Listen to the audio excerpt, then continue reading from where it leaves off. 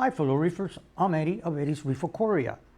Today's video is going to be just a run around of the tank. I'm going to show you what's going on with the tank, the growth, and negative and positive things when it comes to the coral growth. Also, I'm going to start, like, let's say, from the bottom quadrant and show you the different corals, what's going on, what you should be able to keep on that area, then the middle quadrant, and then the upper quadrant. So I hope you find this video interesting and educational, and let's go ahead and take a deep dive into it. Hold on. Okay, so here we are on the lower quadrant of the actual tank. Now, on the lower quadrant, in reference, of course, all this, like I say always, the disclaimer, you know, that what works for me might not work for somebody else. And so each individual reef is its world of its own. Also, before I start, I thought I'd let you know, the lights play an important role also when it comes to the penetration of the light going through the water column and all the way to the bottom, middle, and then upper quadrant. But right now, as we speak, I'm running a Radion XR15 Pro, the 4th generation. Total brightness, I have it at 45% because the depth is not that great, and it's a 40-gallon tank. So I have it at 45%, and I have it on the AB+. I thought I'd mention all this before I start. And the AB+, I have where automatically, if you don't touch the template, all the royal blues and purples and all that are always at 100%. Then the two whites and the red and the greens are at 24%. What I've done is I have kept the royal blues and purple at 100, but then when it came to the whites and the red and green, instead of 24, I have it down at 20%. Now, when it comes to the total photo period, I have it at 12 hours. So it starts at 11 and it ends at 11 p.m. And then when it comes to the whites, combined with, the other colors, I have them for a period of 3 hours. Then after 3 hours, it starts to ramp down until, let's say, about 7-ish, 7 o'clock. And then from there, then it starts to actually go, to ramp completely down until 11 p.m. So I thought I mentioned that before I start.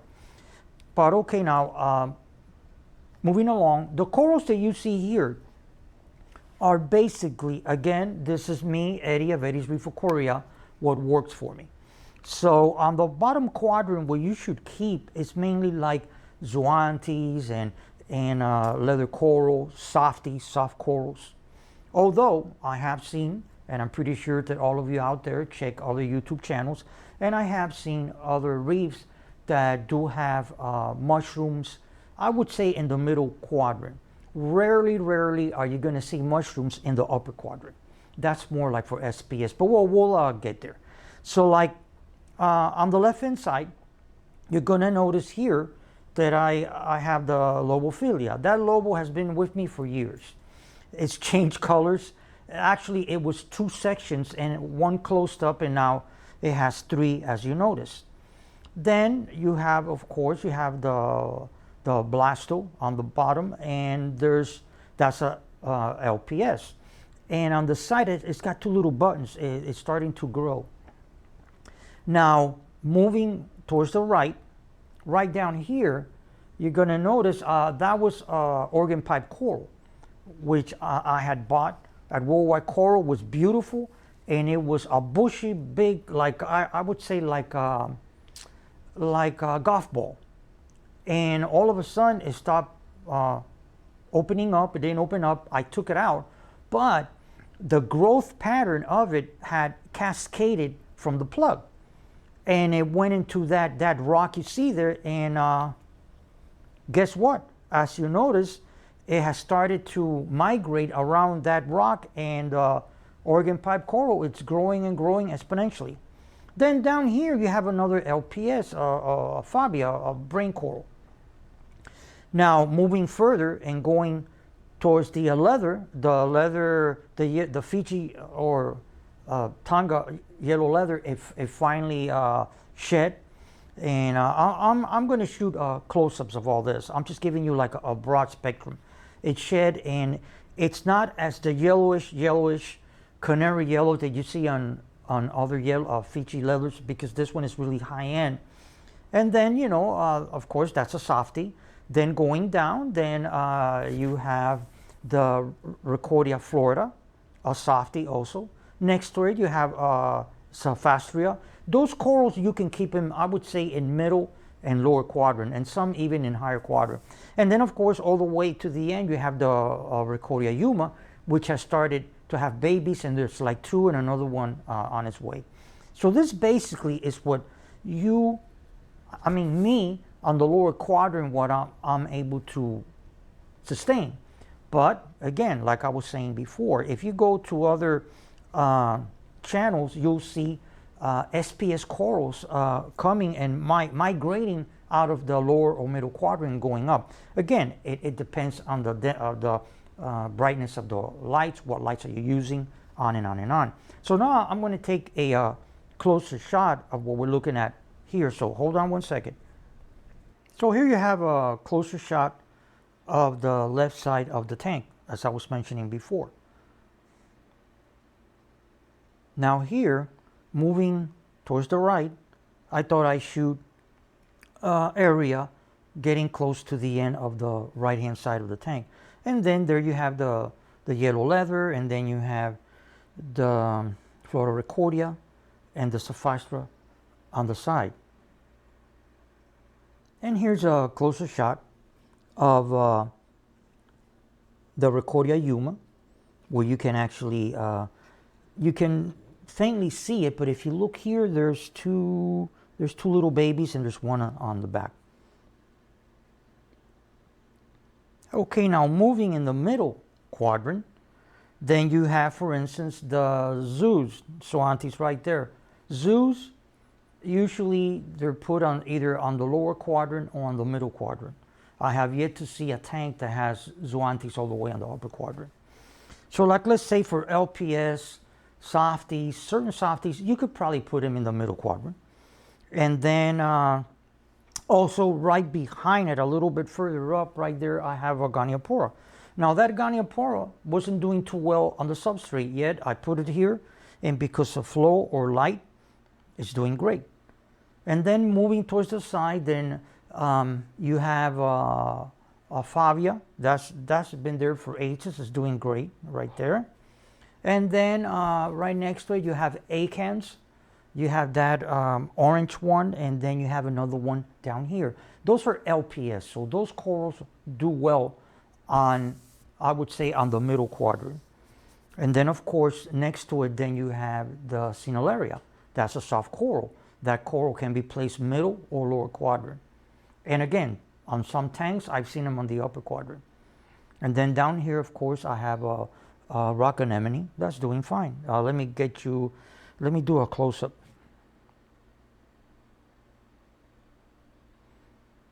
So here we are, and you can appreciate it a little better when it comes to checking out the actual corals, what I have there on the middle quadrant. And then let me go ahead, pause, and take a closer look. Hold on. Then here we have a closer shot on the left hand side of the middle quadrant, where you have back there, you have the polyps. Then you have the better here, you can see the Goniopora. Back there you have a Pavona cactus. That's not doing very, very well. And then, of course, the other corals that I mentioned. And then here, still in the middle quadrant, you have a shot of the acan, the orange one right over here, and then the other one right there. And then, of course, the Cineraria. All these, I have them on the middle quadrant. Okay, now we're going to go to the upmost upper quadrant. Okay, now here we're at the upper quadrant of the tank.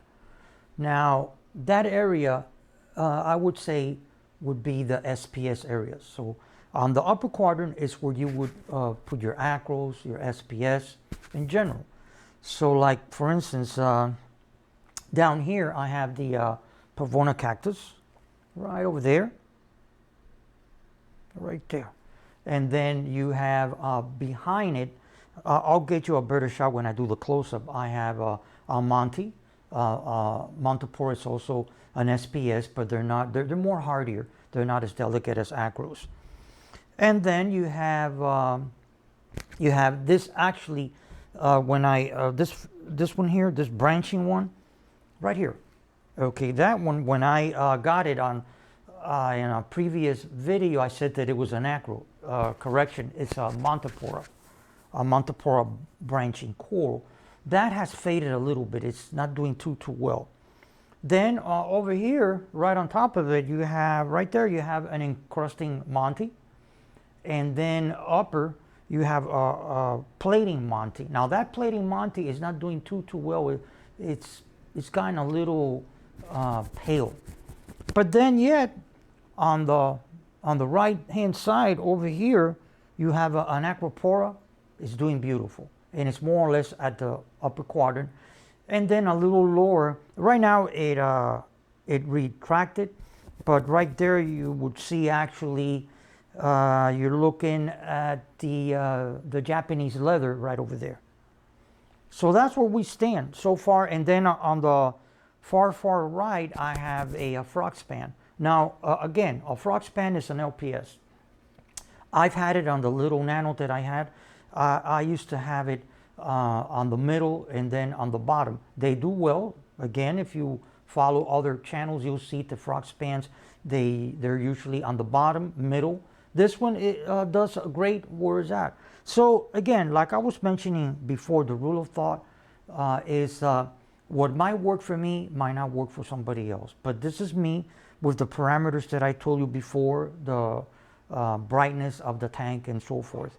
So now I'm just going to take a closer shot of the upper quadrant and we'll be good to go. Hold on. So here we are at the upper quadrant of this tank. And then you have, for instance, you have that Monte. It's kind of like shading a little. And then another closer look at the other corals, like the encrusting red Monte cap and the purple plating cap. And then on the right hand side, right over here, then right there you have the Anacropora, which is doing phenomenal. And here you have another angle when it comes to the upper quadrant on the right side. There's your Anacropora, the green one. Then you have the frog span on the side and the plating Monte on the top. And of course the Japanese tooth stoat that decided to close. They close and open usually. So there you have it. I hope you enjoyed the video, found it informative, educational, and fun. When it happens, when you have a situation where sometimes, like what I'm experiencing here, and I'm researching it, like you'll have like an Acropora on this side, which is on the upper level. I mean, my parameters are in check, everything, temperature, lighting, as I explained when I started the video. And then yet, next to it, you might have like a Monte cap and it's not doing too well. Now, there's a couple of reasons, or another coral that might not. There's a couple of reasons for that. Number one, it might be you need more trace elements. Like on Mondays, I put replenish, I administer replenish. Or again, like I've talked in previous videos, that sometimes you get corals from a weak strain from the mother colony, was actually a weak strain. So when you frag, then and then the last thing to do it is actually when you buy it and you reacclimate it, probably that happens. Some of these corals, a couple of them that are not doing well, it happened like in a period of like 2 or 3 or 4 weeks. So it could be either a situation with, let's say with trace elements, which I do on Monday, I might have to ramp that up, or simply that it comes from a weak strain. Now, if you follow me, but if you don't, or if you haven't seen my previous way back videos, statistically, they say that every time you buy like 5 corals there's two that aren't going to do well because of they come from a weak strain and they've been fragged so many times. So you buy 5, and I mean, if you're so fortunate that all 5 made it, fantastic. But usually when you buy 5, usually 2 aren't going to make it. So I thought I'd throw that in. And like I say at the end of all of my videos, happy reefing. Oh, and before I close the video, if you did like it and all that, hit the thumbs up. And then right next to it, you have the you have the notification bell.